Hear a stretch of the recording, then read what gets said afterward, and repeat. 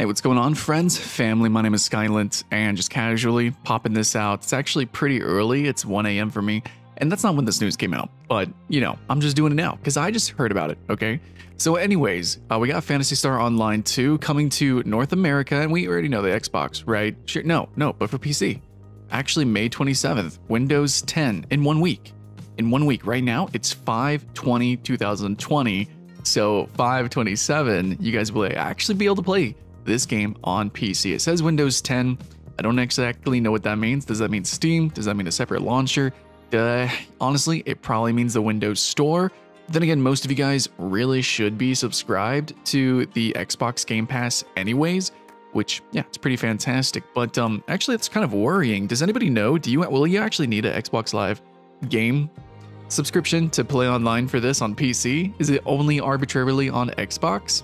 I hate paying for online on consoles. I hate it so much. But anyways, it's coming to PC. So I think mostly what we should do is kind of rant about Phantasy Star Online 2 just a little bit. Like, what is this game even? How do I feel about this game? And of course, it coming to PC.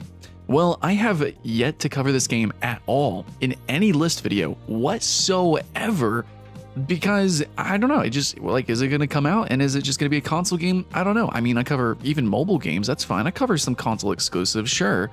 But I don't know, this game just, it's like an older game. I didn't know how I felt about it, even though I did play a little bit of the original, or like I played the one on Xbox 360 on Xbox Live. It was cute, it was cheesy, and this game looks even more cheesier, but more of a spectacle for sure. And I think it could be exciting, and I think there is a lot of cool stuff about it, and we'll get into that. But, for me, I've just been kind of dilly-dallying on it, because I just wasn't sure. But with all the attention you guys have given it, and oh my god, so many comments of like, hey Sky, can you please cover this game? Well, now that it's coming to Windows 10, May 27th, yeah, I guess I will. I guess I will actually jump in May 27th, the day of, and stream it, play it, and give it some love. So Phantasy Star Online 2, I've been watching some videos on it, and I think it definitely shows its age, for sure, especially with the menus. And I think it's a very silly looking game. It's got this science-based aesthetic to it, but it's obviously Animu. And I think the community kind of loves that. Honestly, you can make anything anime and it could be garbage, but it doesn't matter because people will, they'll give it attention, they'll give it love to an extent. But Phantasy Star Online has, throughout the years, really kept people, attent. It's a game that I didn't play too much of, but I think it's really addicting, and I think it has some really unique aspects that a lot of games have foregone. But immediately, actually, let's talk about what makes it unique and special. So a lot of my peers who are MMO content creators continuously shove down your throat that this is an MMO. You're going to see that everywhere, and basically, once again, if you watch my channel, you know why they do this. It's just a social media thing. It's meaningless. This is not an MMO. In fact, I cannot find any self-promotion of this game that actually claims it is an MMO. It clearly says that it is an online action RPG, and that's exactly what it is. Though inside of that genre, it actually does some really unique online features, but that's what this is. If you are familiar with games like Monster Hunter, maybe the original Guild Wars 1, games like that, it's going to be somewhat similar. You jump into a lobby, then from there, you go into zones with your party. As well, though, this game has a cool aspect where you can do these kind of like giant boss raids, which I guess is similar to Monster Hunter, where you have limited time events or quests that you can do. But inside of Phantasy Star Online 2, these actually expand the numbers of players. So I think you have multiple parties, so you can have like 12 or a dozen people jumping in and doing kind of like a really small, kind of light raid-esque mechanic. But this is not a persistent online giant world or anything like that. It's going to be extremely instanced, it is going to be extremely arcade, and in many ways, very Monster Hunter-like. Another really cool, unique feature about this game, especially if you are a fan of like looter-style games from looter shooters or hack and slashes, this game's the loot, mainly, I think the special part about it is you get abilities, and that's cool. So you loot literally like the spells or the different abilities that you can use inside of the game, which means a lot inside of an action RPG. This can be weird. I think some people might find this polarizing. Like some people like the loot in Warframe where it's crafting materials and, it's kind of like a loot box and you're always crafting like that. Other people really like the loot inside of games like Diablo or Path of Exile, where it's a really cool rare weapon or not, and there's a bunch of trash, and you got to really focus on inventory management, things like that, trading.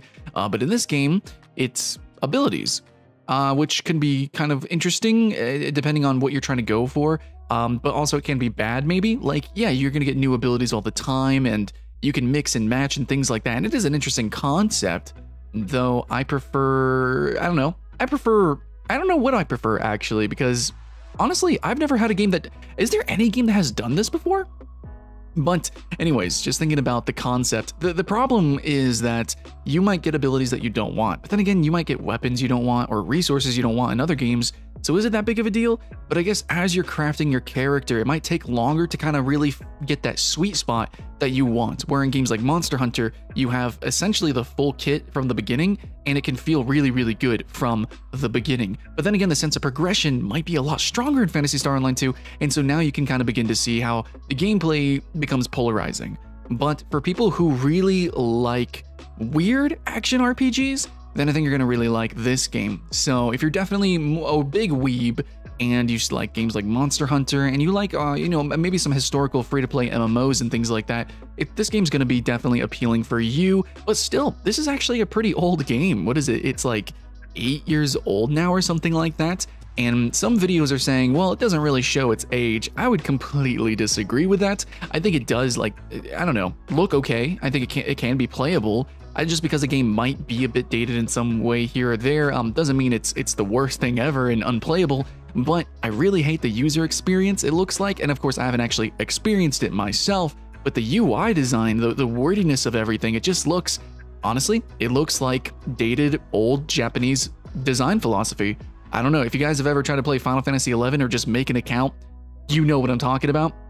So I don't really appreciate that. I'm not looking forward to that experience of playing the game, but I do want to maybe try to play some of these classes. So actually, that's another unique aspect, is that this isn't a fantasy game exactly. I mean, maybe you can call it science fantasy, because it's definitely not just pure sci-fi for sure.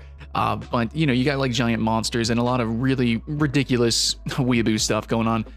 Very Animu, but you are going to have some, I think, interesting classes, and there's a lot of classes with this game. There's some decent customization inside of the game. It seems like they're really promoting that, as well, of course, with being able to pick up and find abilities, mixing and matching.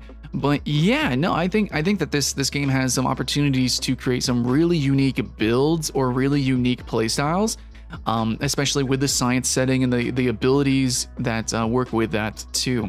Also, it seems like they weren't really afraid to make a sticky game, if that makes sense. A lot of games might have, I would say, almost like a flash over substance, bark over bite. In this game, it's like, yeah, no, it actually looks like it might be a little sticky. It looks almost a little clunky, and normally, obviously, I would just poop on it, and it might actually be a detriment to the game. But at the same time, it looks like this game, it's going to be kind of a challenge to make builds that are more fluid and more agile and acrobatic, or maybe builds that are on purpose clunkier, which is actually something that's in Monster Hunter.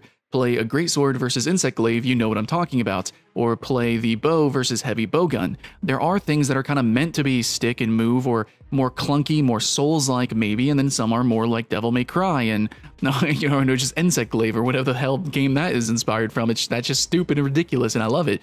But yeah, it's pretty interesting. I think the plethoric ways you can play this game, but at the same time, kind of similar to Elder Scrolls Online. It does worry me that maybe there's going to be a lot of different ways that this game could be very unfun. The combat looks like it could be too sticky. You might make very bad builds, and honestly, the game kind of like, based on the gameplay, it looks like it could be something challenging, and it looks like you could get your face rolled a little bit if you kind of don't know what you're doing, if you're not really playing the numbers game, which that seems to be the case. There's a whole lot of numbers and stats and things going on. So I'm not really sure how this is going to operate, if it's going to give you a lot of leeway or not. Somebody let me know. Is this game known to be easy, hard? Is there like a competitive edge to it, kind of like how you have in Monster Hunter?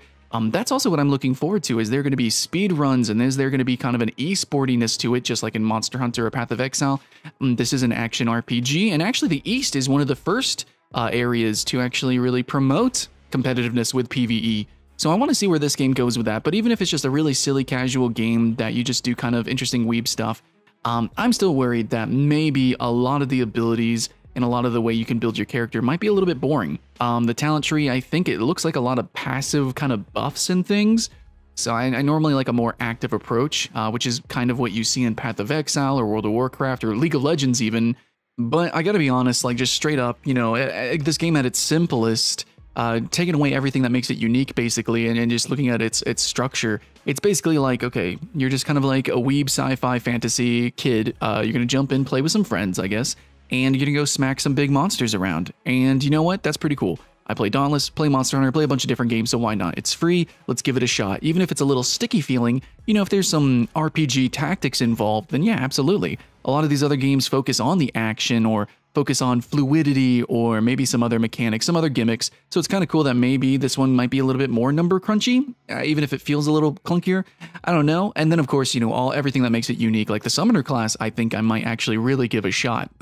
Always love me some Summoner classes, and a lot of people say it's pretty cool. So definitely going to give that one a good go. But yeah, let me know in the comments below, what are you guys going to play? What classes are you going to join into? And are you going to be jumping into this day one, May 27th, launching with Windows 10, likely on the Windows Store? But yeah, I guess I'll end by saying, yeah, a lot of people have kind of steered away from the Windows Store, but you guys really should be playing on the Xbox Game Pass. It is the best bang for buck gaming service, flat out, period, objective. You can't fight me if you're, you know, you think my opinion is wrong. You're trash. I don't know what to say.